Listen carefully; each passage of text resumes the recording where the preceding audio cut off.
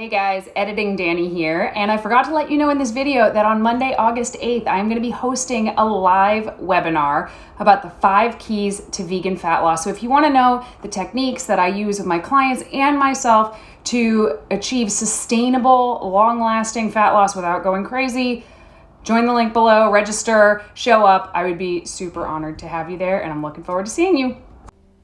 Hey everybody, welcome back to the channel. My name is Danny Taylor, co-owner of VeganProteins Online Coaching, and today we are going to be talking about what to do after a binge. But before we get into it, if you like vegan nutrition and fitness content, be sure to hit the subscribe button below and click the bell so you get notified when we post new videos. So before we get into it, I want to talk about what makes a binge, because I know what people are searching on YouTube. It's what to do after a binge. But I just want to clarify, what is a binge? There is a technical term for a binge that involves eating a certain number of calories in a certain number of times. That is like the doctor's definition. My own definition of a binge is when you eat a large amount of food, but the important thing is that it feels kind of out of control. Those moments where you're eating and you feel like, how did that even happen? It's almost like something else took over my body. I barely even remember eating that food. That, to me, is a binge. A lot of times, what people call a binge is actually just overeating.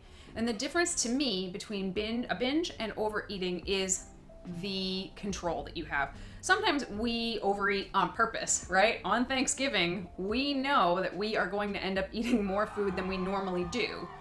I wouldn't call this a binge. Some people do call it a binge. So I just wanted to start the video with that differentiation, that when you make the decision to overeat, to me, that's not a binge.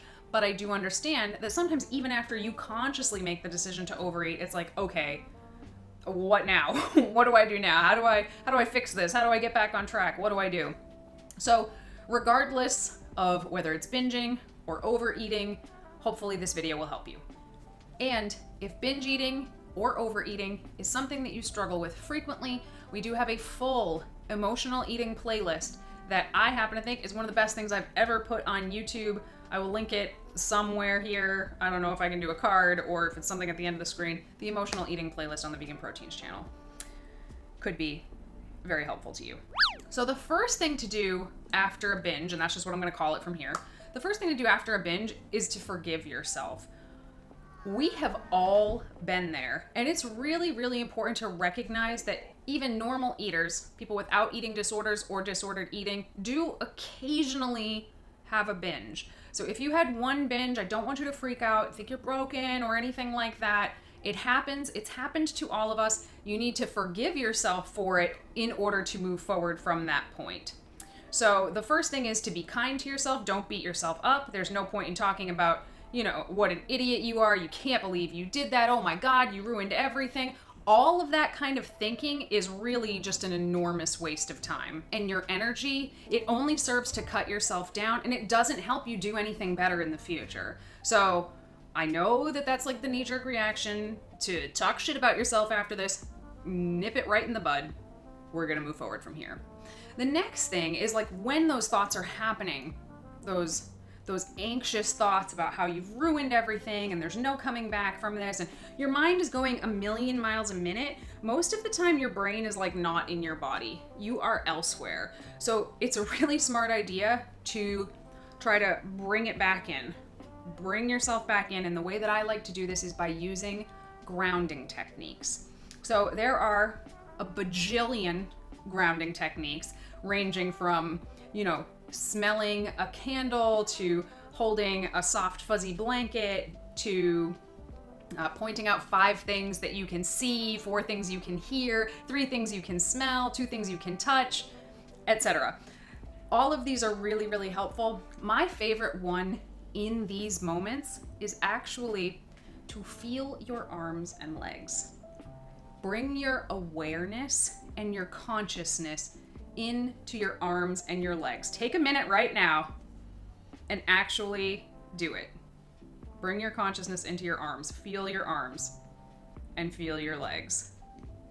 And it's almost like, boom, my mind is back in my body. right then and there.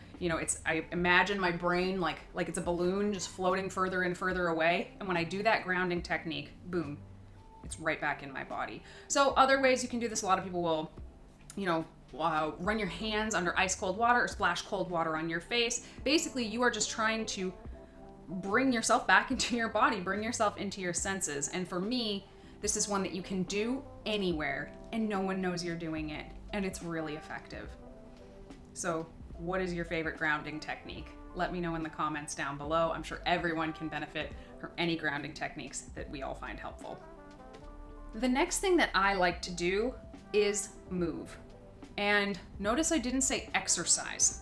I mean move. Like literally move your body from that environment and then move gently. So I personally like to go for a walk. Back when there was a point in my life where this was a really big problem for me.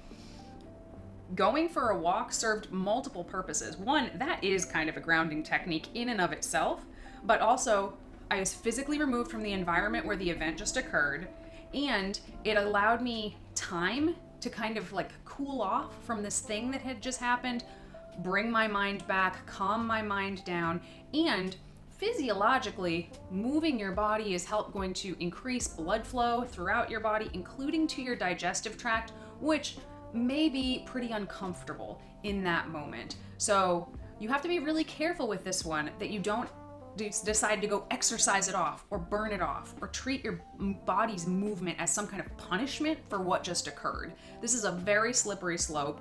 Do not recommend. But moving your body gently, whether that's going for a walk or stretching or doing some yoga, all of that is a wonderful thing to do after you've had a binge, and your whole body just feels better after. Sometimes after a binge, you feel kind of like sick and uncomfortable and gross in your body, and just moving helps so much. This next one's a little bit controversial, but I think that one of the most important things you can do when you've fallen off track is get back on track as quickly as possible. Good habits take forever, it seems to make, but you can lose a good habit, it seems like almost instantly. It's not fair at all, but it seems to be the way it is. So the faster you can right your ship, the better off you're gonna be, in my opinion. So I say, eat your next meal at your next meal scheduled time. If you had a binge in the middle of the day and dinner's normally at 5, eat dinner at 5. You're probably not going to be physically hungry at 5. And this is why this is controversial, because it's kind of going against what your body is saying. But I actually think overriding that for now, just to eat something at the scheduled time, is going to help normalize your eating pattern from there forward. And I think that's really, really important, because when we have a binge, we feel so off. We feel so off and out of sync with everything that we were trying to do. Eating your next meal at your next meal scheduled time, I think, is a great idea. Now, you don't have to, if you had a big dinner planned, it doesn't have to be a big dinner, it could be something small, but sit down with your food on a plate, no phone or screens or distractions, and eat your meal at that time. Once you have that first meal down, post binge, the rest of them feel much more natural going forward. Right on par with this is, do not fall into the trap of, I just had a binge, now I need to go all in on a diet. That's it, I screwed up. Tomorrow, I'm gonna be perfect. All I'm gonna eat is protein and vegetables all day. This is punishing yourself for something that, like I said, most of us will experience at some point or another. Nothing good is gonna come out of punishing yourself. And if you have already watched my emotional eating playlist, you know that what I have found is that most binges actually come from people under eating too much in the first place. The binge, guilt, diet, get really, really hungry, lose your willpower, binge, guilt, diet, that cycle can go on forever. So I think that trying to combat a binge with going harder on your diet is legitimately the worst thing that you can do after a binge. Certainly, there are healthy things that you can do. You can focus on eating really nutrient-dense foods that feel good, that your body digests well, that doesn't hurt your stomach or make you bloated or anything. You can focus on those things, and I think that's okay. But saying like, oh, tomorrow it's 1,200 calories, because that's it. That's what I deserve, is some of the most toxic thinking about ourselves that we can do. And repeated over and over and over again, you have set the stage for an all-out eating disorder. So do not go all in on a diet after you have a binge. Pick 1 or 2 healthy food habits that you would like to incorporate. And you can do this at any time. You don't have to do this after a binge. I'm saying keep your list of tasks that you're trying to do small, achieve that task, make it a habit, add a new one, etc., etc., etc. The next thing I would say is do not believe the scale. So some people after a binge are terrified to step on the scale because they're afraid they've derailed everything, they gained 15 pounds, it's gonna be crazy, so they avoid the scale. That's fine. That's totally fine. Is there benefit to seeing that what the scale does after a binge? I think there is a benefit to it, but I also understand that could be really, really triggering for people, so I totally get it if you don't want to step on the scale. If you did step on the scale post-binge, the morning after a binge, and you see the scale is up 8, 9, 10 pounds, you cannot believe it.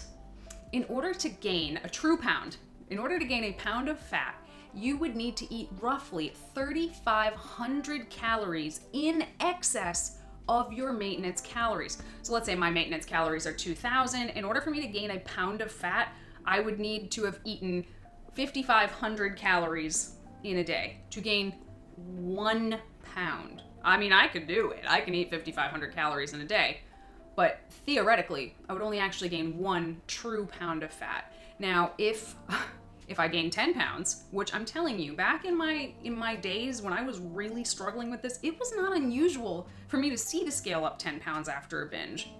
And I believed I gained 10 pounds. Now I know I would have had to have eaten 35,000 calories in order to have actually gained 10 pounds of fat. Not possible, not even for me, and I could put it down.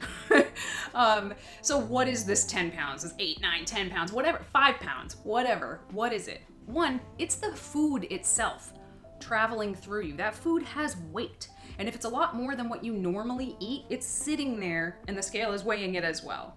2, if what you ate was really high in salt or carbohydrates, which it likely was, both of those things hang on to water.